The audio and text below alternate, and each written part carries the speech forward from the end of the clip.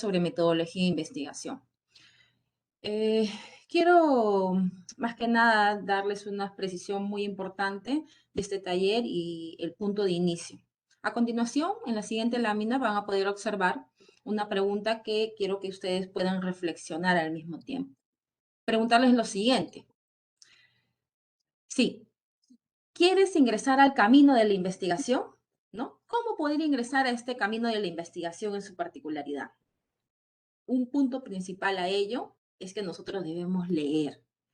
Y el leer viene a ser la esencia principal, lo cual nos va a permitir obtener un marco teórico, como logramos ver, metodología, planificación, referencias y anexos, lo cual nos va a permitir a nosotros, ¿qué cosa? Generar en esta convicción lo que viene a ser una idea de investigación. Y cuando hablamos de generar una idea de investigación, nos referimos de que ya las investigaciones se originan particularmente, en este caso, en ideas. Y cuando hablamos de esto, es que sin importar sea la disciplina o la ciencia a la que pertenezcan, por ello las ideas comienzan a constituirse hacia un acercamiento. Y que por lo tanto, al mismo tiempo, vamos a ir conociendo esa realidad de dicho fenómeno, del cual nosotros queremos investigar, entre comillas, ¿no? Por otro lado, las ideas de investigación nos permiten tener una lista existente, ¿sí? De gran variedad. En este caso, las llamadas fuentes, la cual nos va a permitir a nosotros generar ideas. ¿Cuáles son esas fuentes que nos permiten obtener información? Nuestras experiencias personales, ¿no? Documentos, en este caso escritos, como libros, artículos, ¿no? Notas, no solamente ellos, materiales audiovisuales, ¿no? Que tenemos hoy en día a través de las redes, programas como por ejemplo la radio, la televisión, ¿no? El internet también a través de foros. Encontramos, por ejemplo, otro tipo de fuente, como por ejemplo las teorías, y también nos acompaña aquí lo que viene a ser la observación y las creencias. Por ejemplo, podemos decir, ¿no? Nos encontramos, por ejemplo, en este instante sintonizando las noticias y comenzamos a escuchar los comentarios. ¿Qué quiere decir esto? Esto va a comenzar a que nosotros estemos estimulados y va a generarse en sí, en nosotros mismos, lo que viene a ser una idea. ¿Para qué? Para generar una investigación. Un ejemplo dado, ¿qué tipo de noticias podemos percibir? Por ejemplo, violencia, terrorismo. Hoy en día que se habla de las enfermedades, de los efectos de los medicamentos, ¿no? La crisis económica, entre tantas más. Cuando ya uno ha sido, en este caso, nos ha permitido generar esa idea y generar nuestra investigación, es ahí donde al detectar este problema, nosotros podemos ir modificando y al mismo tiempo buscar información. Entonces, las ideas de investigación, particularmente, han originado hoy día un gran dilema. ¿Y el dilema cuál es? Es que existen muchos temas. Por lo tanto, debemos focalizarnos en atender algunos de ellos. No olvidarnos que así como existen muchos temas por investigar, debemos tomar ciertos criterios latentes que al seleccionar este tema o problema de investigación, origina un gran impacto en la sociedad. También debemos realizar lo que vienen a ser las líneas de investigación, ya que el éxito de la investigación parte del tema que se elija. Entonces, esta generación de ideas nos va a permitir convertir, ¿qué cosa? Un problema de investigación. Miren a continuación la siguiente. ¿Por qué hablamos de un problema de investigación? ¿Qué entendemos por un problema de investigación? Un problema de investigación es una carencia, ¿no? ¿Qué más? Una necesidad de resolver, un vacío, una contradicción, ¿no? Que podemos encontrar o evidenciar, una dificultad, ¿no? En este caso, que está en contacto y en relación con quién, con la realidad, como ustedes observan en esta imagen, ¿no? Encontramos un número de personas, ¿no? Caminando, ¿no? Y que esta realidad es el contexto donde vivimos, es la sociedad donde nosotros nos desenvolvemos y que por lo tanto nos ayuda de un modo u otro a interactuar. Es ahí donde nosotros como investigadores, como parte de ello, vamos a ir concibiendo esta idea de investigación, ¿no? Frente a esa problemática. Vamos a profundizar en el tema, vamos a verificar cuáles son esas condiciones, ¿no? Por las cuales se presenta este problema de investigación y que nos ayuda de un modo u otro a tener esa gran interrogante, ¿no? De preguntarnos si hay una carencia, hay una necesidad por resolver, hay un vacío o hay una dificultad.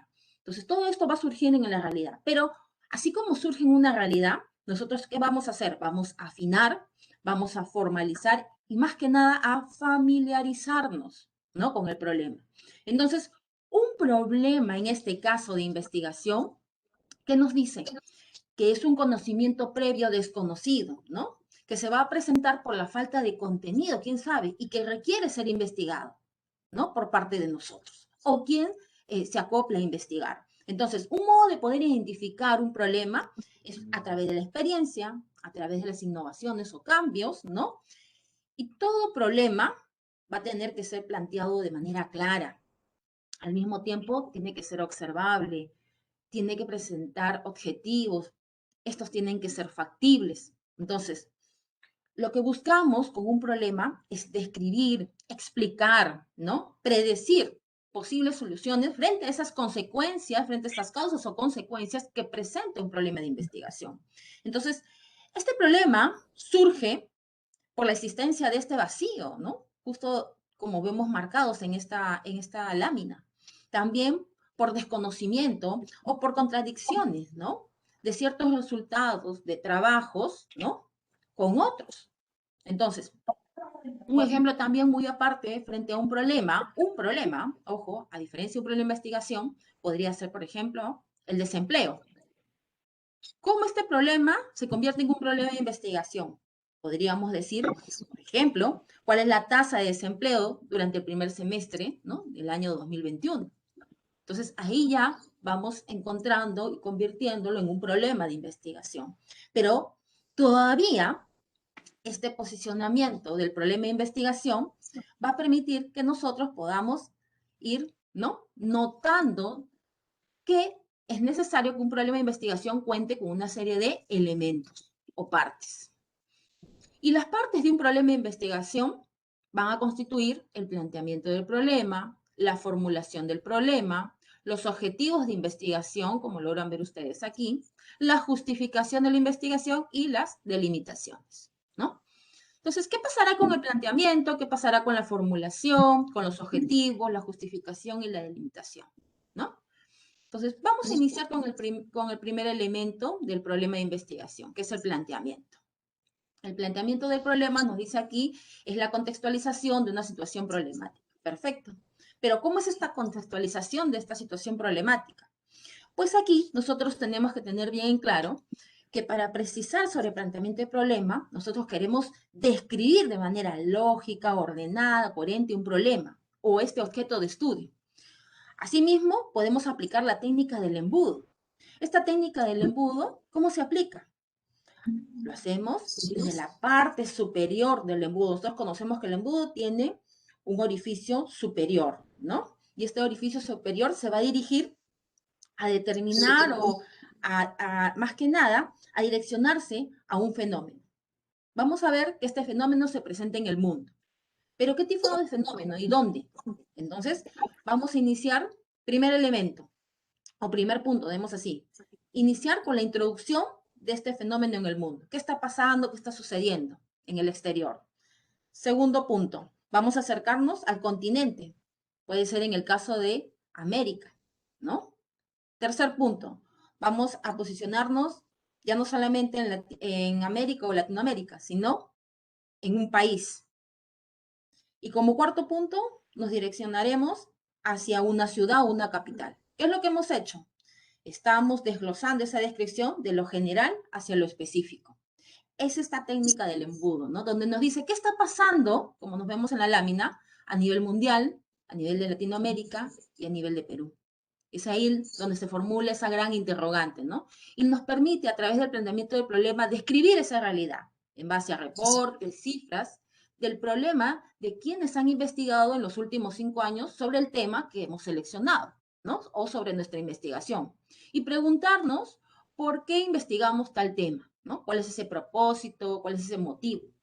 ¿Quiénes nos van a respaldar aquí? El citar, ¿no? Es un gran respaldo de las referencias que van a participar en el planteamiento del problema. Entonces, un planteamiento de problema, como vemos en la parte inferior, es un sustento del desconocimiento, ¿no?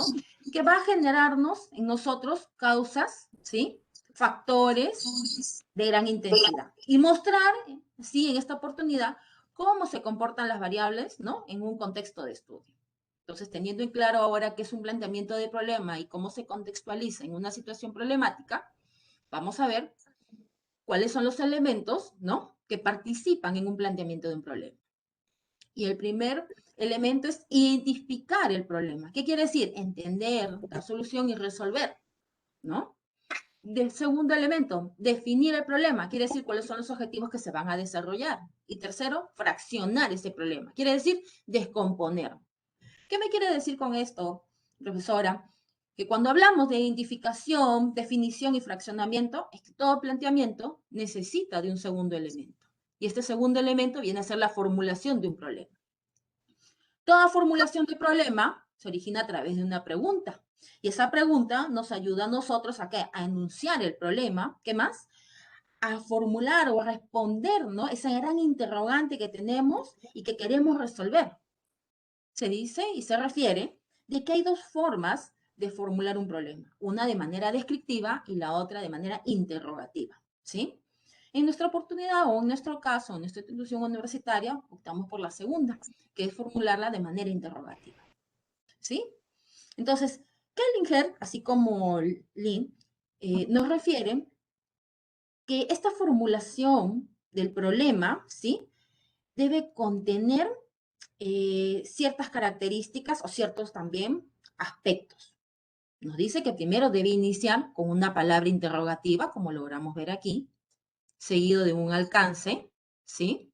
O el nivel de las variables, variable 1 y variable 2, de la población que viene a ser el sujeto, quien va a participar en el estudio, del espacio y tiempo. Miren aquí en el ejemplo, nos dicen, ¿cuáles son los efectos del uso de juegos electrónicos de violencia en la personalidad de los estudiantes universitarios de pregrado en Lima Metropolitana en el año 2021? Entonces, esta formulación de problema o pregunta de investigación contempla los elementos básicos que nos van a permitir enunciar todo lo que hemos ido hablando hace un momento atrás en base a nuestro planteamiento del problema, ¿no? Y cómo esto va a permitir nuevamente, ¿no? Trabajar, ¿qué cosa? No solamente una pregunta o una formulación general, sino también específicos. Porque vamos viendo que nos pregunta aquí cuáles son esos efectos, ¿no? Del uso de los juegos electrónicos de violencia en la personalidad de estudiantes universitarios, ¿no? Que es lo que nos interesa. Si yo les pregunto a ustedes en este instante quién es la población o los sujetos que participan en dicho problema mencionado, van a ser los estudiantes universitarios. ¿Dónde vamos a realizar ese estudio? En Lima Metropolitana. ¿En qué tiempo? En el año 2021, ¿no? Así como hemos hablado del planteamiento del problema, de la formulación del problema, también es necesario que todo problema de investigación tenga a la mano sus objetivos de investigación, que son la guía, ¿no? de todo proyecto, de todo enunciado. Nos dice pues que los objetivos de investigación son enunciados que describen qué cosa, el logro o el resultado. Este logro o resultado que se espera debe ser medible y observable, ¿no? Que esperamos alcanzar, para lo cual vamos a ir dirigiendo la investigación. Pero no olvidemos que los objetivos deben estar estrechamente relacionados con el título y con el problema, ¿sí? Es como una articulación conectada, ¿no? Directamente. Y que debe indicar, ¿qué cosa? Las variables de estudio. También nos refieren que los objetivos de investigación deben ser dos, tanto objetivo general como objetivos específicos. Estos van a tratar el problema, los factores que influyen, ¿no? Especificar dónde y con qué fin se hace la investigación. Miren ustedes aquí en el siguiente ejemplo. Tenemos un problema, ¿no? Habíamos dicho que el objetivo, ¿qué cosa? Tiene que estar estrechamente relacionado con el título y con el problema. Tenemos un problema y nos dice lo siguiente. ¿De qué manera la televisión basura influye, ¿no? En el pensamiento, desarrollo e interacción social en los jóvenes adolescentes del distrito de Jesús María? 2021. Muy bien. Este problema, ¿sí?, va a permitir elaborar, ¿qué cosa? Los objetivos de investigación, tanto general como específicos. Y no olvidemos que para generar un objetivo de investigación o los objetivos de investigación, debe iniciar con un verbo, nivel o el alcance, debe estar refiriendo las variables de estudio, ¿sí?, la población o la unidad de análisis a quien estemos tratando, el espacio y el tiempo respectivo, ¿no? Y poder así luego identificar o desglosar o detallar los objetivos específicos que se van a desprender del objetivo general, ¿no? Y que este objetivo general ha sido elaborado por parte de este problema general, así como sus específicos. Así como hemos hablado entonces ahora de los objetivos de investigación, vamos a hablar de la justificación, que también es un elemento también importante dentro del problema. Y nos habla que la justificación es la fase donde el investigador señala los motivos que lo inducen, en este caso, ¿qué? A plantear y realizar, ¿qué cosa? El objetivo de la investigación. Esta parte de inducción en planear y realizar el objetivo de investigación va a responder a, ¿qué?, a los beneficios que desea alcanzar el desarrollo de un trabajo, ¿no? ¿Y cuáles son esos beneficios? Pueden ser expresados, como vemos ahí, tanto económicos, sociales, ambientales o tecnológicos, ¿no? Va a depender del tema que se esté tratando relativamente, ¿no? Entonces es variativo. Una justificación tiene una gran finalidad, que es dejar en claro por qué es importante la investigación que se está realizando. Y en este caso, esa finalidad debe considerar, ¿qué cosa? Beneficios, alcances y aplicaciones, lo cual va a permitir, ¿qué cosa? Impulsar a otras investigaciones, ¿no? Y contribuir particularmente en la solución de un problema. Según Bernal, nos refiere, ¿no?, que la justificación refiere dos razones. Una es que debemos preguntarnos por qué, y segundo, para qué se va a realizar una investigación o nuestras investigaciones. El justificar una investigación es poner todos los motivos por los cuales es importante llevar a cabo el estudio. Entonces, respecto a esto, suele haber tres tipos de justificación: justificación teórica, justificación práctica y justificación metodológica, ¿no? Vámonos a la primera. ¿Qué nos dice? Una justificación teórica existe cuando un estudio viene a aportar aspectos teóricos. ¿Cómo es esto? Su propósito de esta justificación teórica es generar reflexión en el investigador. Va a permitir también propiciar, ¿qué cosa? Debates académicos sobre un conocimiento existente, ¿no? Confrontar una teoría, contrastar resultados del conocimiento existente. Entonces, frente a ello, frente a esta justificación teórica, ¿no?, existe, lo que nos va a permitir es fundamentar las variables de estudio. Lógicamente que cuando nosotros fundamentamos nuestras variables de estudio es que ya contamos con un marco teórico, ¿no?, amplio, extenso, ¿no?, donde hemos detallado, ¿no?, cada una de nuestras variables, con lo que mencionábamos, ¿no?, en los puntos anteriores. También nos va a permitir, en la justificación teórica, añadir esos resúmenes o síntesis de las teorías principales, donde estos autores han referido sobre las variables. Entonces, esto nos va a permitir, ¿qué cosa? Enriquecer nuestra literatura científica. Así como vamos viendo que esta justificación teórica es esencial, también es importante señalar una justificación metodológica, ¿no? Y toda justificación metodológica es proponer un nuevo método o estrategia que nos permita, ¿qué cosa? Generar conocimientos válidos y confiables. Quiere decir que si una justificación metodológica existe, es cuando, ¿no?, este ha sido creado o adaptado frente a un instrumento en cualquier disciplina, ¿no? Sampieri, por ejemplo, nos refiere que una justificación metodológica es un propósito significativo, ¿no?, propio en sí, ¿no? Así como hemos hablado de nuestra justificación teórica y nuestra justificación metodológica, también es importante hablar de nuestra justificación práctica, ¿no? Y una justificación práctica es que cuando su desarrollo ayuda a resolver un problema determinado, este nos permite, ¿qué cosa? Proponer estrategias, ¿no?, para aplicar y contribuir a resolverlo. Quiere decir que con una justificación práctica existe, esto permite que en el estudio, ¿no?, se aporte información. Y así como se aporta, esta va a ser útil, ¿para qué? Para resolver o prevenir cierta situación problemática más adelante. Entonces, Doctora, frente a estas... ¿Sí? Dígame. un minuto para Ya, culminar. sí, ya no se preocupe. Muchas gracias. Entonces, frente a estas tres justificaciones, es importante considerar las tres P. ¿Qué quiere decir esto? Que nuestra justificación debe responder a estas tres interrogantes. Si se está identificando la utilidad del estudio, si se explica para qué va a servir y si también, en este caso, quiénes se van a beneficiar o se podrían beneficiar, ¿no? En nuestra investigación.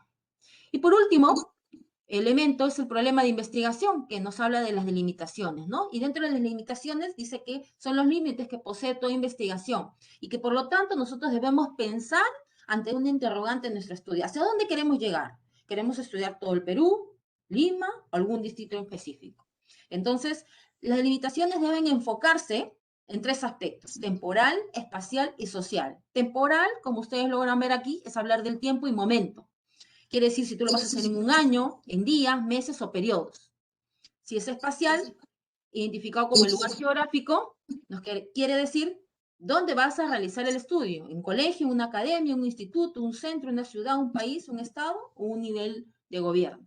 Y social, ¿con quién vas a tratar esta investigación? Como ustedes lo han ido viendo en las láminas anteriores, es hablar de esa unidad de análisis. Quiere decir, vas a trabajar con personas, con recursos, con materiales. Espero que esto les haya ayudado y les haya servido, ¿sí? Para conocer el problema de investigación. Muchas gracias, profesor Manuel. Muchas gracias a usted, doctora Lisset Aponte Rodríguez, con esta primera exposición sobre el tema problema de investigación. Muchas gracias también por esos aplausos. A continuación vamos a presentar al doctor Arturo Aponte Urdániga. Va a desarrollar el tema marco teórico de la investigación. De manera que lo saludamos cordialmente, doctor Arturo. Buenas tardes, adelante. Buenas tardes, ¿cómo están? Vamos a dar inicio a nuestra actividad de hoy día, por favor. A ver, vamos a poner compartir.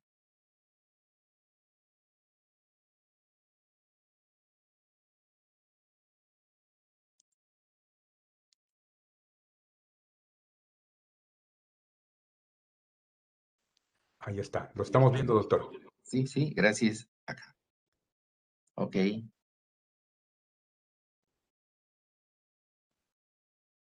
Bien. El día de hoy nos ha tocado hablar sobre lo que es el marco teórico, ¿no? Generalmente, en los estudios metodológicos, en los estudios de investigaciones, en la literatura diversa que existe en los diversos campos o disciplinas, vamos a encontrar pues, que el marco teórico se refiere fundamentalmente a esas bases teóricas. Algunos contemplan a veces la parte histórica, otros consideran las bases de las teorías fundamentalmente, otros consideran aspectos de definiciones de términos, e incluso en otros niveles, ¿no? de grados académicos se incorpora también el enfoque filosófico, ¿no? Ese marco filosófico que sustenta, digamos, cualquier tipo de investigación, sobre todo cuando se va a trabajar sobre lo que es el campo del conocimiento, las teorías, que nos van a permitir a nosotros ver, pues, estos aspectos de los paradigmas, los modelos, etcétera. Bien, el día de hoy vamos a exponer sobre lo que es, digamos, un marco teórico que está en estos momentos aprobado por nuestra institución universitaria. La Universidad Jaime Osorno de Mesa ha considerado que dentro del campo de las investigaciones en estas disciplinas y en las escuelas se contempla lo que es el sistema de la Asociación Psicología Americana, ¿no? Este tipo de institución apareció pues más o menos por los años de 1892. Ha seguido prosiguiendo a lo largo de la historia y conjuntamente con otros sistemas que están dentro del mundo académico y científico, comparten, digamos, una idea con el propósito de orientar de la forma como debemos redactar, de la forma como debemos manejar y presentar los diversos aspectos de las teorías, de los modelos o paradigmas que han surgido a lo largo de la historia. Bien, entonces la APA tiene pues las publicaciones de manuales. Una de los manuales es las publicaciones que surgen dentro de las, digamos, la literatura, dentro de las instituciones universitarias. Y los que trabajamos en el campo de la investigación estamos siempre sujetos pues a tener que revisar, porque son revisiones que se van dando a lo largo del tiempo, ¿no? Tengo entendido de que las instituciones se preocupan y las personas que trabajan en el campo de la investigación con mayor razón. Entonces, esta organización si bien es cierto, tiene una finalidad que es académica y gremial también, porque incorpora a todos los grupos de psicólogos de los diferentes estados en digamos, en este país de América del Norte, ¿no? Esta organización publica, ¿no?, un manual que permita a todos los que están interesados en las publicaciones o los intereses de la investigación del conocimiento en las diversas disciplinas, un manual que oriente la forma como podemos ser mucho más efectiva la comunicación a un nivel de la comunidad científica en el mundo. Entonces, la comunidad internacional, con el propósito de tener una buena comunicación de entendimiento, se difunde a través de los órganos de publicidad respectivas, a través de revistas, a través de programas, hoy día a través ustedes saben, el sistema pues, virtual que tenemos, ¿no es cierto?, ¿no? Entonces, esta guía nos indica la forma clara, transparente, sencilla, común, para poder trabajar, digamos, cómo se van a hacer las referencias de las citas bibliográficas, las referencias bibliográficas, etcétera. Todo el trabajo que nosotros hemos realizado se va a plasmar en el contenido del texto y al final del texto. Por ejemplo, se hablan de referencias bibliográficas, se hablan de bibliografía, se habla de bibliografía virtual, se van incorporando nuevas nociones en este campo de trabajo. Las tesis que nosotros revisamos, por ejemplo, ¿no? Los estudiantes de la universidad tienen que presentar, como se dice en el informe final, al terminar su ciclo de estudios. Y eso es lo que nosotros hacemos, la representación de los trabajos, de las tesis que van a ser publicadas y luego van a ser en su repositorio respectivo para hacer lo que es la parte de la publicidad. Bien, entonces los artículos científicos, los trabajos están referidos siempre utilizando esta guía. No es la única, por favor, no es la única, porque existen otras. El Vancouver, por ejemplo, es otro sistema. Chicago, el Mail, en fin, hay una serie, inclusive hay un sistema híbrido también, ¿no? Entonces, en algunas instituciones, digamos, a veces se encuentran sorprendidos porque los estudiantes a veces utilizan diferentes sistemas, pero el estudiante que va a requerir el uso de estos tipos de sistemas debe expresar y debe fundamentar por qué razón, cuál es el motivo por el cual ha incorporado esto, a pesar de que las instituciones a veces señalan un tipo de sistema específico, como en este caso es el APA, ¿no? Entonces, es importante también escuchar lo que el investigador quiere publicar, por qué razón ha justificado el uso de otros sistemas. Bien. ¿Cómo podemos nosotros incorporar de una manera mucho más didáctica, digamos, estos aspectos que se refieren al marco teórico? Vamos a hablar de una estructura que presenta cualquier marco teórico. En este caso, el marco teórico está contemplado en tres aspectos fundamentales y que es prácticamente la secuencia que sigue, digamos, la publicación del informe final de tesis, ¿no? En primer lugar, tenemos lo que llamamos los antecedentes. ¿Qué significan los antecedentes? Los antecedentes son todas aquellas publicaciones que se han realizado en relación al tema y a la línea de investigación o al área de investigación que nosotros estamos interesados en desarrollar o investigar. Entonces, una vez que nosotros hemos revisado esos antecedentes que, bueno, se regula que deben ser los últimos 5 años y cada vez que pasa nos retrocedemos. ¿Por qué? Porque hay temas que a veces son trabajados no con una frecuencia, digamos, de secuencia. Hay trabajos que a veces son realizados pues con un espacio mucho mayor. A veces trabajos que se hacen a los 8 años, a los 10 años, 9 años. Entonces no hay muchas publicaciones. Entonces la propuesta de lo que es el alcance de la investigación conlleva que a veces no tiene, digamos, el número suficiente de trabajos que deben ser revisados para poder darle más sustento a nuestro trabajo. Entonces, se estila a veces que nosotros tengamos en cuenta que exista pues un mínimo de 3 trabajos revisados de carácter internacional y 3 trabajos de carácter nacional, regional o local, ¿no? Según siempre siguiendo el estilo APA. Entonces, esto es lo que se intenta. Si nosotros nos damos cuenta, si tenemos 3 internacionales y 3 nacionales, son 6. Y si estamos trabajando con una variable, pero si son 2 variables, tenemos que multiplicar los 6 por 2. Entonces son 12 trabajos que vamos a realizar, que van a respaldar y que nos van a permitir orientar cuando tengamos que ver los resultados, ¿no? Bien, dentro de la estructura del marco teórico decíamos que un primer rubro es los antecedentes. El segundo rubro es lo que nosotros llamamos las bases teóricas. Las teorías no se formulan, pues, año tras año, ni día tras día. Hay teorías que a veces son muy antiguas. Hay teorías que, por ejemplo, utilizamos dentro de los campos de las ciencias de la comunicación, las teorías de corte psicoanalítico, y eso lo vemos, ¿no? Teorías que fueron pues, fundadas más o menos por los años 20, 1920 del siglo pasado, y tuvieron un antecedente incluso un poquito más remoto. Pero fue Sigmund Freud quien hizo estas publicaciones y esta teoría, y se utilizan también para los sistemas de comunicación y otros aspectos del campo de las ciencias sociales y las ciencias psicológicas en particular. Cuando hablamos de las bases teóricas, estamos hablando fundamentalmente de abordar aquellos constructos o aquellos conceptos, digamos, abstractos, que nosotros como parte de las ciencias sociales nos interesa investigar. Porque una variable, hablar de una variable ya es trabajar con ciertos términos que van a asumir valores. Cuando la doctora Elisée nos hablaba, por ejemplo, de que debemos observar y medir, entendíamos que estaba hablando sobre las llamadas variables. Entonces, las variables son cualidades, las variables son atributos, son características, son aspectos, son sucesos, son circunstancias que han sucedido, pero necesitan ser medibles, necesitan adquirir una magnitud. Entonces, estas variables han sido estudiadas y han sido, pues, resultado del trabajo de lo que es el conocimiento científico, de la aplicación del método de la ciencia. Han sido incorporados y se han constituido en teorías. Estas teorías permiten muchas veces que el tema de estudio que nosotros estamos realizando pues encontremos algunas variables. Hemos visto que algunas variables decían los efectos, por ejemplo, del uso de los videojuegos de violencia, por ejemplo. Entonces nos interesa revisar todos los aspectos que están relacionados a los videojuegos y también a la violencia. Entonces vamos a encontrar teorías de diversos enfoques.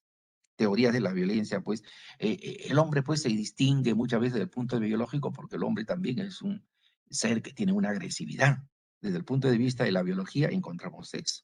La violencia estimada como parte, digamos, del contexto social, esa violencia física que es propia a veces de los seres humanos para defenderse o de las personas, los seres inferiores, para, digamos, fijar su territorio, que no se invada a través de la violencia. Hemos visto el comportamiento agresivo, por ejemplo, en determinadas especies, pero el hombre también sigue ese modelo, a pesar de que el hombre ha creado valores, sistemas educativos para controlar o minimizar sus reacciones, tener un control de sus impulsos y sus reacciones, aún se siguen presentando actos de violencia que ustedes han visto. Ahora, estos, digamos, medios de comunicación masiva como la televisión o los videojuegos aumentan, producen un mayor afecto para que la persona también tenga consecuencias en el aspecto social, en el contexto que se encuentra. Entonces, ese es un aspecto. Entonces, ahí vamos a encontrar una serie de teorías que van a permitir que estas teorías sirvan pues de fundamento, de bases teóricas a los trabajos. Entonces, es importante porque cuando nosotros revisamos una variable, muchas veces la variable tiene 5 o 6 teorías. Por ejemplo, una de las variables que tienen que ver con la inteligencia emocional, por ejemplo, tienen muchas teorías. Hay teorías que a veces tienen más que un impacto de, de popularidad, como se dice, se habla para el pueblo. Otras teorías tienen un contexto más de fondo de trascendencia social y a veces las que tienen mayor impacto en la población son las que están más vigentes, ¿no? Entonces tenemos que revisar cuál de esas teorías es la que nos permite a nosotros darle un mejor respaldo a nuestro trabajo. Pero, ojo, no hay que olvidar de que los trabajos hoy día pues están siendo, como se dice, evaluados mediante un sistema, ¿no? Este sistema nos permite saber si es que los trabajos son de repente pues copias o plagios de otros trabajos. Entonces nosotros tenemos que incorporar acá en el marco teórico lo que se llama el parafraseo, parafrasear lo que otros autores dicen, la forma, cómo lo vamos a hacer en función de eso. También, una vez que nosotros hemos, digamos, ya tenido incorporado las bases teóricas de las variables que nos interesan estudiar, hay que ver cómo las dimensiones de esas variables también necesitan de un marco teórico. Entonces, hay que revisar y continuar siempre con lo que es el parafraseo. Como recomendación que nosotros hacemos en el campo, digamos, de los trabajos de investigación, es importante darle siempre a nuestras variables el sustento de una o dos teorías que respalden sólidamente esas variables que nosotros pretendemos estudiar, ¿no? En relación a la referencia y lo que puede ser, digamos, el aspecto de la definición de términos, que es el tercer elemento, miren, el tercer elemento dentro de la estructura del marco teórico, está lo que llamamos la definición conceptual o la definición de términos. Otros le llaman definiciones de glosario de términos. Entonces, ¿qué hacemos nosotros? Simplemente mencionamos que recomendamos de que ustedes hagan pues un promedio de 10, digamos, glosario de términos que estén relacionados al marco teórico, a las variables, a las dimensiones que se están trabajando. Eso es un término promedio. Se pueden presentar pues 10, 15 o un límite también, demasiado, ¿no? Entonces, esto es importante, pero siempre siguiendo el sistema del estilo APA, en orden alfabético de las palabras. Estos términos a veces nos ayudan y muchas veces están relacionados con las palabras claves que nosotros presentamos en la parte del resumen de nuestros trabajos, ¿no? Bien, ¿cuál es el formato? La redacción de los antecedentes dentro del marco teórico. Este sería, por ejemplo, la recomendación del formato. Hay que considerar el apellido paterno del autor o autores, entre paréntesis, colocar el año de la publicación del artículo o la sustentación de tesis. El título del trabajo debe ir en letras cursivas. Si es una tesis, la universidad y el país donde se sustentó con las respectivas, digamos, símbolos gramaticales, de corchetes o sino de paréntesis, etcétera, el país donde se hizo la sustentación. También se deben adjuntar en los antecedentes los resultados más importantes que hayamos encontrado y, lógicamente, sus conclusiones. ¿Por qué? Acordemos que cuando nosotros hemos revisado un artículo o un trabajo de una investigación, muy bien, han agarrado las mismas variables, están las variables que a nosotros nos interesan. Pero ¿qué puede cambiar? Pueden cambiar sus objetivos. ¿Qué puede cambiar? El nivel de investigación. Un trabajo fue descriptivo, el otro fue correlacional, el otro fue explicativo, el otro fue exploratorio. Y hasta el diseño podría haber cambiado. Unos trabajaron con un diseño de tipo, pues, no experimental, los otros no experimental. Unos trabajaron con un enfoque diferente, con un enfoque cuantitativo, y el otro trabajó con un enfoque cualitativo. Entonces, hay que tener en cuenta, por eso es que deben mencionarse dentro de los antecedentes cuál fue la metodología, el instrumento que se utilizó, el enfoque. Porque llegan a conclusiones, pero en base, digamos, a este modelo que han presentado ellos. Pero nosotros de repente estamos presentando otro tipo. Entonces, nuestra matriz de consistencia, nuestra matriz de operacionalización, nuestra matriz de especificaciones, nos va a dar una idea para poder comparar fácilmente esto. Entonces, evitar lo que llamamos los sesgos, porque tal autor hizo tal trabajo, pero el diseño fue diferente, su nivel de investigación fue diferente, sus instrumentos fueron diferentes, y podemos caer en estos errores que podrían llevarnos a errores de la investigación, ¿no? Bien. Un modelo quizás se esté, digamos, presentando, ¿no? Miren ustedes, Borja, 2010, el título del trabajo, las conclusiones principales del trabajo, ¿no? Se van llevando a cabo en forma correlativa, las más importantes, las más trascendentes del trabajo, sus resultados, etc. Y luego, lógicamente, aquí hay que hacer un parafraseo o comentario de la utilidad de este antecedente. ¿Por qué razón lo hemos seleccionado? Porque de repente guarda relación con la primera variable, porque la metodología se asemeja mucho a la de nosotros, porque el instrumento o el enfoque también es cuantitativo, etc. Entonces le estamos dando nosotros un comentario, aparte del parafraseo que nosotros le podemos dar en cada uno de los antecedentes. Si nosotros tenemos 3 internacionales y luego tenemos 3 nacionales, o 2 locales, imagínense, multiplicada por las 2 variables, vamos a tener 14, 15, 16 antecedentes. Eso es lo importante que nosotros debemos tener en cuenta cuando realicemos un trabajo de investigación. Bueno, el formato de la redacción del marco teórico. Una vez que nosotros hemos tenido esto, comenzamos con el capítulo 1, la primera variable. Si nuestra primera variable está referida a las inteligencias múltiples, aquí estamos viendo entonces que las inteligencias múltiples fueron trabajadas contemporáneamente por un señor de apellido Gardner, Howard Gardner, pero sus antecedentes más cercanos, el profesor Sondai, en el año pues 70 y en el año 38 también se trabajaron sobre las inteligencias diversas. Entonces, aquí ya se estaba hablando en un marco teórico, como ven ustedes, un marco teórico que tenía sus antecedentes. Acá tenemos que revisar bien estos aspectos y decir pues que ya en la época de la modernidad, a partir del año más o menos 1985, Gardner trabajó las inteligencias múltiples dándole un contexto fundamentalmente de tipo neuropsicológico para interpretar. Y de ahí pues se derivan lo que van a ser sus dimensiones. Entonces, las dimensiones de la inteligencia lingüística, la inteligencia lógico-matemática, la inteligencia espacial, la inteligencia kinestésica, intrapersonal o la interpersonal. Por ejemplo, este tipo de inteligencia tiene mucha relación con la inteligencia emocional propuesta por Goleman y también propuesta por Sarray, todos ellos. Luego que hemos terminado con este capítulo 1 que corresponde a las variables, vemos también la segunda variable.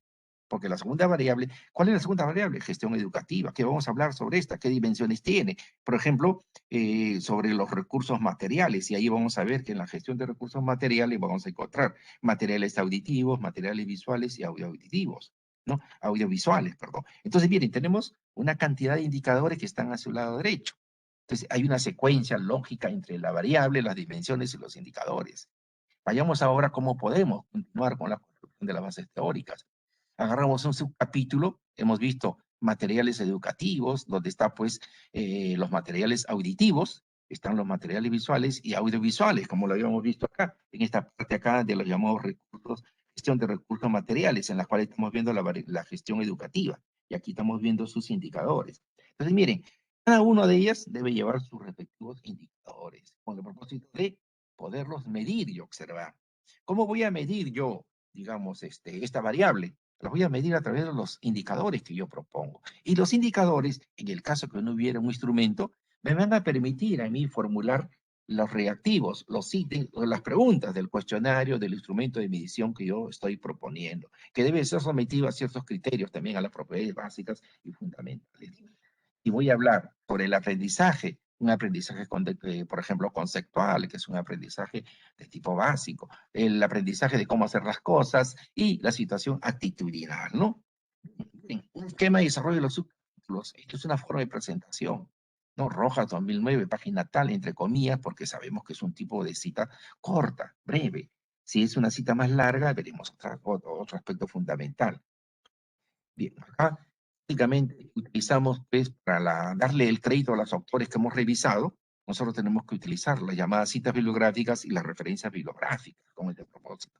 ¿Qué es una cita? Es una presentación de conceptos, ideas de otros autores que se han tomado con el propósito de darle sustento a nuestro trabajo. De ahí vamos a encontrar citas textuales, no textuales, citas de citas. Por otro lado, las citas textuales ocurren cuando se escribe un texto literalmente. Debe estar acompañado el nombre del autor, la fecha y el número de página, ¿no?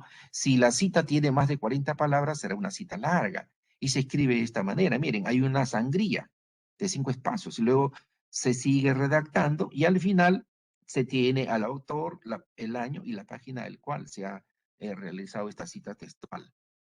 Y la cita es corta, entonces se coloca entre comillas. Y luego sigue la sangría, aquí tenemos un énfasis en el autor, López 2005, página 170, mencionó entre comillas, y cierra entre comillas. Ahora, le queremos dar énfasis al texto, entonces es otra cosa. Las citas también pueden ser citas interrumpidas, miran ustedes, según Oceda, página tal, hacemos las comillas, hacemos un par de puntos suspensivos, que son los 3, quiere decir que hay texto que está preámbulo antecediendo, es un antecedente, seguimos redactando y al final 3 puntos, cerramos comillas, ¿no? Bien.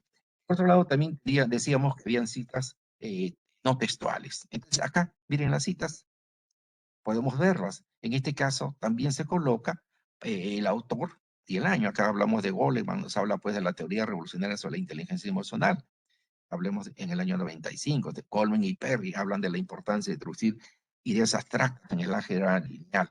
Tenemos citas de citas, miren, porque tenemos el autor más antiguo.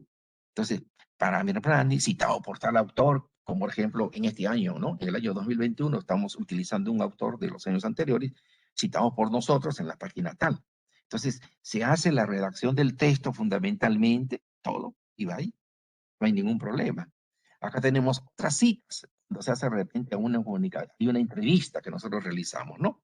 Entonces se pone el autor, la comunicación de la fecha, opina, sin embargo esto no se va a poner dentro de la referencia bibliográfica, ¿no? Pero cuando se trata de citas que han sido consultadas por vía electrónica, sí, tienen que ser igual, digamos, como las citas textuales o las citas no textuales, ¿no? Por ejemplo, acá tenemos algunos conceptos, citas en el marco teórico. Miren, acá sobre las estrategias cognitivas, ¿no? Y hacemos toda la referencia y después que hacemos la introducción, hay conceptos importantes. Reiney, en año tal, página tal, hizo la definición que las estrategias cognitivas son un conjunto de operaciones con el fin de poder retener y recuperar los tipos de conocimiento de ejecución, ¿no? Acá tenemos otras, ¿no? Consideran las estrategias de aprendizaje estarían constituidas por todas las actividades y operaciones mentales por las cuales un aprendiz imparte durante su formación. Otra, a decir de Puente, las estrategias. O sea, una serie de conceptos nosotros vamos a recoger. Una vez que nosotros hemos leído, ya conveniente, que el número de conceptos son suficientes, hacemos un comentario que viene a ser un proceso de nosotros, de una explicación para qué nos va a servir esto en el momento, digamos, ¿no? Muchas gracias. Eso es todo. Gracias, doctor, y gracias también por su puntualidad en el tiempo establecido. Vamos a presentar a continuación al doctor Luis Garay Peña, quien va a desarrollar el tema de la metodología de investigación en este marco del taller que se está ofreciendo para los estudiantes egresados e integrantes de Semilleros. Doctor Luis Garay, buenas tardes. Su audio, doctor, su micrófono, por favor, si puede activarlos. Y gracias al doctor Arturo Aponte Urdániga por la exposición sobre el marco teórico. Definitivamente hay mucho más que decir. Sabemos de todo el bagaje de investigación y de propuestas que tiene el doctor Arturo Aponte. Serán motivo para una siguiente Ahora, tarea también. Muy bien, sí, doctor Luis Garay, adelante. sí, muy buenas tardes. En primer lugar, agradezco a la doctora Ponte por invitarme a este evento y a las autoridades a fin de poder dar algunas informaciones puntuales relacionadas con la parte de la metodología de investigación. Comprende varios tópicos, entre ellos está lo que concierne al tipo, al diseño, al nivel, a la población, a la muestra, a las técnicas e instrumentos de recolección de datos. Es un acercamiento que tiene el investigador ya a la parte ejecutiva del trabajo, de tal manera que todo lo que él ha previsto, ha establecido en los momentos previos, como es el planteamiento del problema y el marco teórico, se va a ir concretando a través de este proceso metodológico, ¿no? Cuando hablamos de tipos, hacemos referencia a dos grandes tipos, ¿no? La investigación básica, que lo plantea como una forma de ejecución el CONCITEC. Y su objetivo es incrementar la teoría. Está relacionada con el aporte de nuevos conocimientos, por lo que no se preocupa de las aplicaciones prácticas. ¿Esto qué quiere decir? Hay que dar mucho énfasis a la parte que concierne a la justificación teórica. O sea, ¿qué nuevo conocimiento vamos a proponer, vamos a facilitar a la comunidad científica? Probablemente vamos a encontrar cuando nosotros lleguemos a hacer la prueba de las hipótesis. O sea, nuestra propuesta, al llegarse a concretar, al llegarse a aceptar, es un componente valioso para nuevos conocimientos. Pero también tenemos la investigación aplicada. Su objetivo se basa en resolver problemas prácticos, solucionar los problemas que hay en la sociedad a través de los conocimientos generados por las distintas disciplinas. Entonces, nosotros hoy en día sabemos que, por ejemplo, los problemas que se presentan en la salud tienen el aporte de diferentes disciplinas para que éstas puedan ser viables, sean en un sentido favorable para la sociedad, ¿no? A la par que existen los tipos, también hablamos de los niveles. O sea, los niveles nos indican la forma en la cual están presentadas, están indicadas el nivel de profundidad, el nivel de tópicos que se han ido abordando. Partimos de lo más simple a lo más profundo. En este triángulo estoy tratando de presentar los distintos niveles: exploratorio, descriptivo, relacional, explicativo, predictivo y aplicativo. El exploratorio, ¿qué nos dice? Son estudios que se investigan por primera vez o muy poco investigados. Por ejemplo, nosotros, como vemos que hay una serie de cambios tecnológicos, hay cambios sociales, vamos a encontrar que hay situaciones que todavía no se han tomado en consideración. Tal vez la irrupción hoy en día de la tecnología, de las redes sociales y muchos otros componentes van a dar pie a que surjan nuevas ideas, ¿no? Nuevos puntos de vista para ir enfocándolos y ver de qué manera esto constituye una problemática que debe ser tratada por la investigación científica como parte de un problema que debe dar inicio a todo ello. Luego que tenemos la parte descriptiva, ¿no? Que se encarga de observar y describir los hechos como son observados en forma natural y espontánea. Nosotros permanentemente encontramos diferentes hechos, ¿no? Relacionados con la vida social, con la vida cultural, con las actividades de entretenimiento que nos brindan los medios de comunicación, como la televisión o las emisoras radiales, o como los medios digitales, ¿no? Entonces describimos de qué manera las personas utilizan, de qué manera se entretienen, qué tiempo disponen para ello. Luego tenemos el nivel relacional. Estudian relaciones entre variables, miden en forma estadística, incluso las dimensiones que se presentan entre ellas, ¿no? Es un tema eminentemente estadístico, pero que en cierta medida señala que hay un tipo de relación entre una cosa y otra. El nivel explicativo es un estudio que busca el porqué de los hechos, estableciendo una relación de causa-efecto.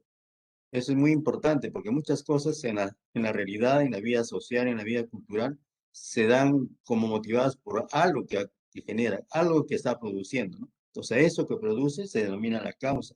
Y eso va a generar un tipo de respuestas que vienen a ser los efectos. Luego tenemos el plano predictivo, que predice los fenómenos o hechos basados en datos anteriores y técnicas cuantitativas. Y finalmente el aplicativo, resuelve los problemas prácticos, soluciona en base a otras ciencias. Entonces, en esta pirámide vamos encontrando cómo de lo más elemental a lo más complejo se va dando los niveles en investigación científica. ¿Qué es lo que tiene que hacer un joven que recién está empezando a investigar? Probablemente tiene que dar los primeros pasos con la investigación exploratoria, la investigación descriptiva. Y poco a poco, conforme se vaya familiarizando, vaya teniendo bastante sentido de conocer todo este proceso que estamos indicando, podría ir afianzando o adentrando en otro tipo de niveles. Aquí hay algunos ejemplos que he señalado respecto de cómo operaría estos 6 niveles de investigación, ¿no? Por ejemplo, el exploratorio sería identificar un programa de espectáculo, de entretenimiento, ¿no? En nuestros medios de televisión hay diferentes programas, pero habría que ubicar cuál es el que nos interesa. En el nivel descriptivo, señalar las características que presenta un programa de espectáculo y entretenimiento. O sea, ya vamos abordando aspectos mucho más avanzados, mucho más ilustrativos, que de repente nos da una orientación de cómo son esas características que presenta dicho programa. Lo relacional, o sea, ¿qué factores intervienen para difundir ese programa de espectáculo y entretenimiento? Siempre una serie de factores, factores económicos, factores motivacionales, factores comerciales, factores de marketing. Todo ello va incidiendo para que ese programa tenga su transmisión y por otro lado trate de tener acogida entre el público. Explicativo, causas, ¿por qué se transmiten ese tipo de programas? Nada educativos ni culturales. Habría que ver qué razones inducen a que muchas veces haya una programación que no es tan favorable para la cultura ni para la educación de las personas, pero sin embargo están ahí, ¿no? Entonces puede haber algunas causas, pues de repente la línea editorial del medio de comunicación, puede ser el nivel de preparación del que está haciendo el comentario. O sea, hay una serie de razones, de causas que inducen para que ellos se presenten, ¿no? Y predictivo, pronóstico sobre el impacto de este programa en los televidentes, ¿no? Si los programas no tienen un sentido educativo, no tienen un sentido cultural, no tienen un sentido de valores, probablemente el pronóstico va a ser algo complicado para muchos de nosotros, ¿no? Y tenemos los efectos muchas veces cuando encontramos que los jóvenes actúan sin tener valores, ¿no? O sea, no respetan nada. Y hechos sobre esto se presentan de manera muy abundante, muy notoria en la sociedad.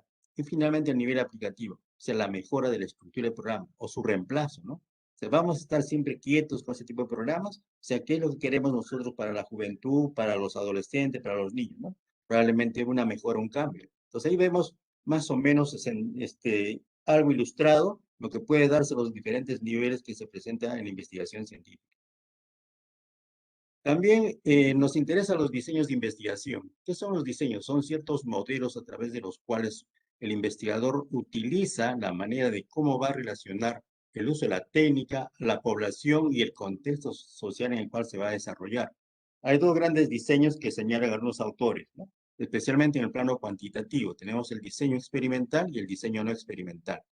El diseño experimental se presenta mediante la manipulación de una variable experimental no comprobada en condiciones rigurosamente controladas, con el fin de describir de qué modo o por qué causa se produce una situación o el acontecimiento particular. O sea, el investigador maneja de manera deliberada la variable experimental.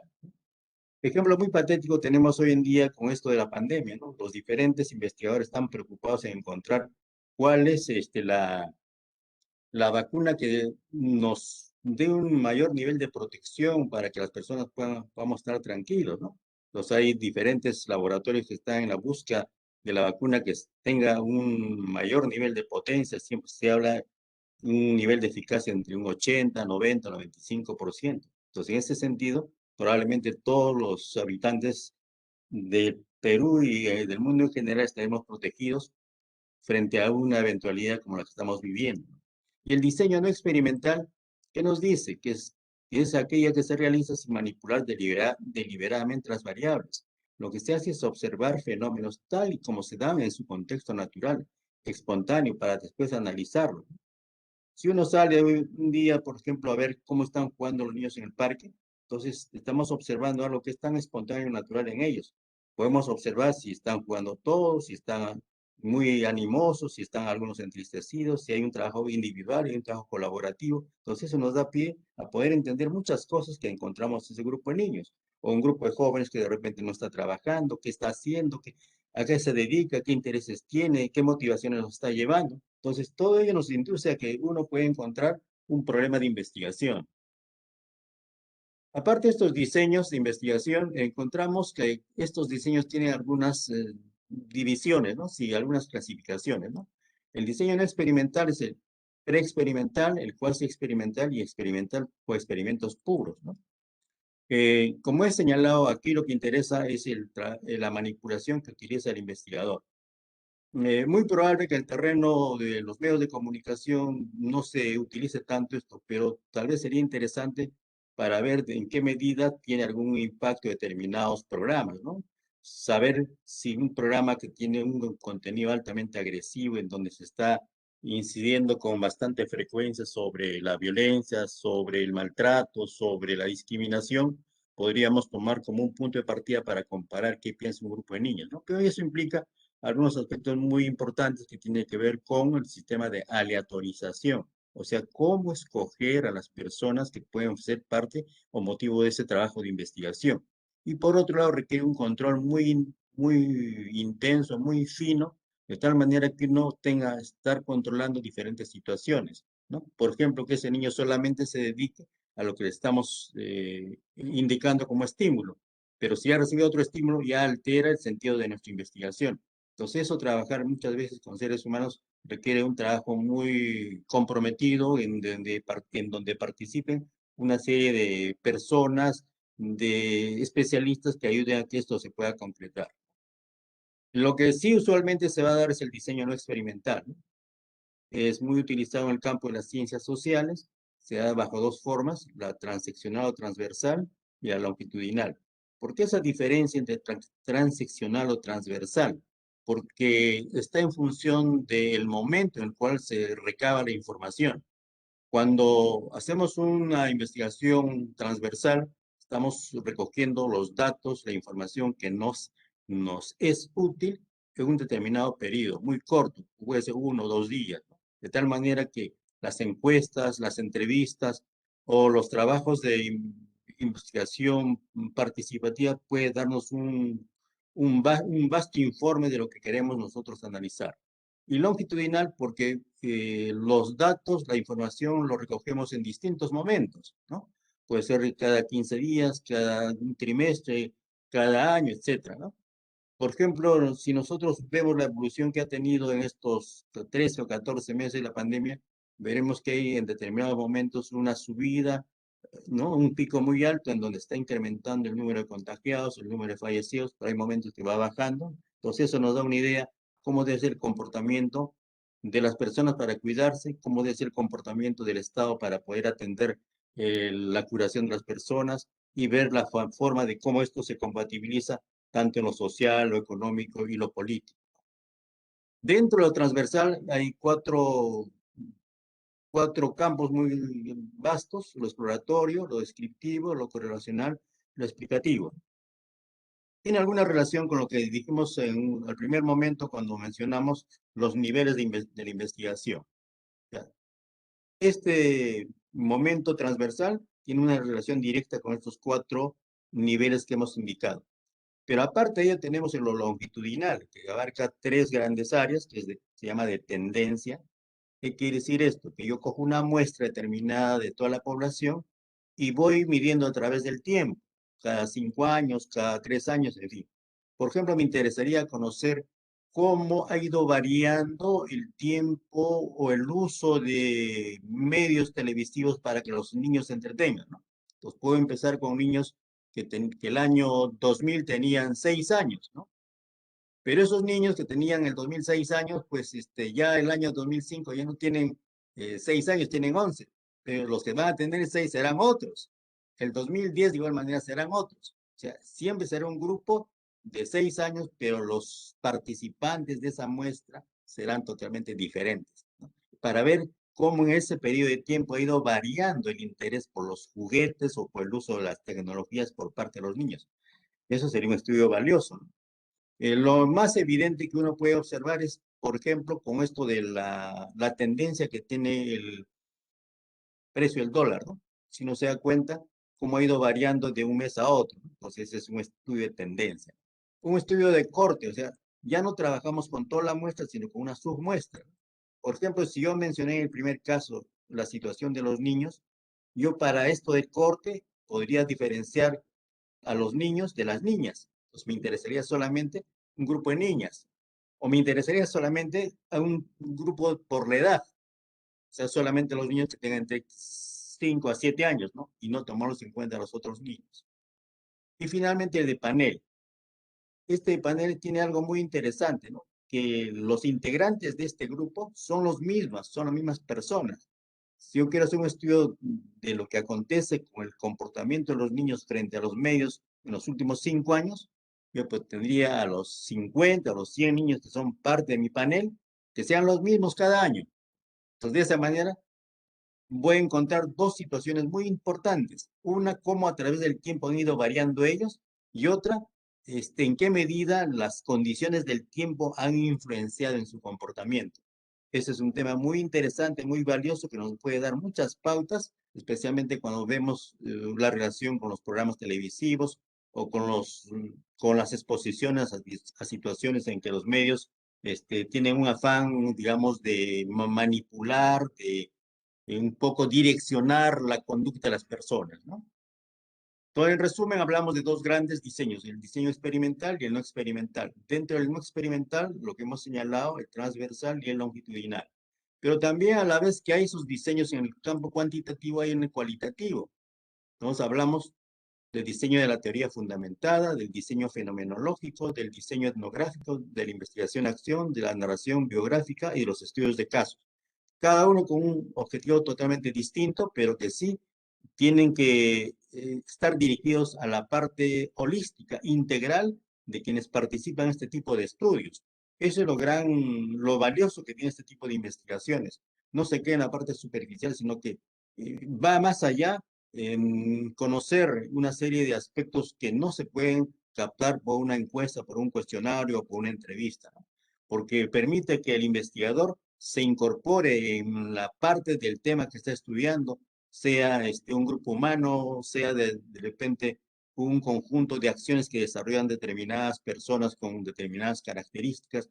Eso facilita que el investigador conozca de cerca sus sentimientos, sus emociones, sus motivaciones, y hace que él recabe una información muy valiosa, pero hay un ligero inconveniente, que a veces el investigador puede familiarizarse con el grupo o que el grupo no pueda reconocerlo como tal porque lo ve muy distante. Entonces, para eso se requiere que tenga un buen manejo de lo que en la psicología social se llama la motivación y el rapport, o sea, generar la confianza entre las personas. Bien, luego tenemos la población y muestra, ¿no? ¿Qué cosa es la población? Es un conjunto de individuos que tienen las características relacionadas con las variables que se quieren estudiar y da origen a los datos de investigación. La población está definida por los objetos de estudio, ¿no? Si yo quiero estudiar la conducta de los pequeños, inmediatamente voy a pensar que mi población van a ser niños entre 5 a 7 años de edad. Si yo pienso hacer un estudio sobre el embarazo precoz, probablemente voy a pensar en niñas que tienen entre 11 a 15 años de edad, ¿no? Si yo quiero establecer de qué manera afecta, digamos, la seguridad en las personas que están en los asilos, voy a pensar en personas que tengan entre 60 a 70 años o más años de edad, ¿no? Si inmediatamente hay una característica que me va direccionando cuál va a ser mi población objeto de estudio, ¿no? Y dentro de la población, como muchas veces la población es muy amplia, muy vasta, entonces por razones de costos y de tiempo, no siempre puedo trabajar con toda la población. Entonces recurro a una parte de ella. Esa parte de ella se denomina la muestra. Entonces, para la muestra hay diferentes criterios de selección. Uno que sea probable y otro que no sea probable. Si vamos a ver en qué sentido hablamos de la probabilidad o no probabilidad de la muestra. Aquí tenemos el caso de que la muestra puede ser probabilística y puede ser no probabilística. Pero antes voy a indicar lo siguiente. ¿Qué diferencias existen entre la probabilística y no probabilística? En la probabilística, todas las unidades, o sea, todas las personas que integran la población tienen la probabilidad de participar en la muestra. En tanto que en la no probabilística, o sea, no hay ninguna probabilidad de que todos podamos ser elegidos como parte de esa muestra. La elección de cada unidad muestral es independiente de las demás. En este caso no se puede calcular, hay un riesgo de invalidez por lo que uno puede seleccionar. Y finalmente se puede calcular el error muestral. Y en lo que es probabilístico y en lo no probabilístico no se puede calcular el error muestral. O sea, son dos diferencias. ¿Qué otra cosa nos permite poder utilizar una muestra probabilística? Que uno pueda generalizar los resultados obtenidos con la muestra. Si yo tengo, por decir, 10.000 personas como parte de mi población y de repente mi muestra son 500 personas, lo que me digan las 500 personas me va a permitir decir que los 10.000 piensan igual que los 500. Lo que han pensado, lo que han sido motivados, lo que han tenido actitudes o lo que tienen intereses. O sea, basta que 500 me diga, está representando a los 10.000. Un ejemplo muy patético tenemos con este caso de las elecciones, ¿no? Cuando Ipsos o alguna de esas encuestadoras quieren conocer cuál es la intención de voto, cuál es la proyección de la votación que van a tener los 23 millones de habitantes del Perú acerca de sus candidatos, simplemente toman una muestra de 1.200, 1.300 personas. Pero han sido tan bien elaborados ese marco muestral, han sido tan bien seleccionados que representa a todo el país y basta que la opinión de esas 1.300 nos dé una idea de que lo que pensamos o lo que piensan los 23 millones de votantes, ¿no? Ese es un ejemplo muy interesante de lo que se puede utilizar con la muestra. Bien. Doctor Garay, Sí.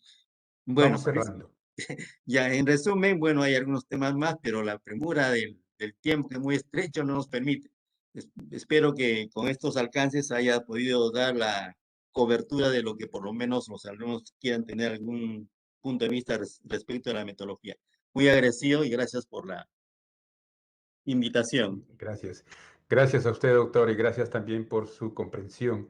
Usted sabe que nosotros no nos excluimos a que podamos seguir escuchándolo y viendo tal vez todas sus diapositivas que tiene todavía pendientes, pero hay un tirano que es el tiempo que a veces no nos deja complementar esa información. Bueno, recibimos entonces las preguntas de nuestros participantes. Si hubiera, por favor, puedan activar sus micrófonos y puedan realizar la pregunta. O en todo caso, el chat está habilitado para que puedan ustedes escribir allí la pregunta que consideran pertinente. ¿Alguien desea hacer una pregunta? Parece que todo ha estado bastante claro, muy claro, doctor. Doctores, muy claro la información que se ha presentado a nuestros participantes. Si no hay preguntas,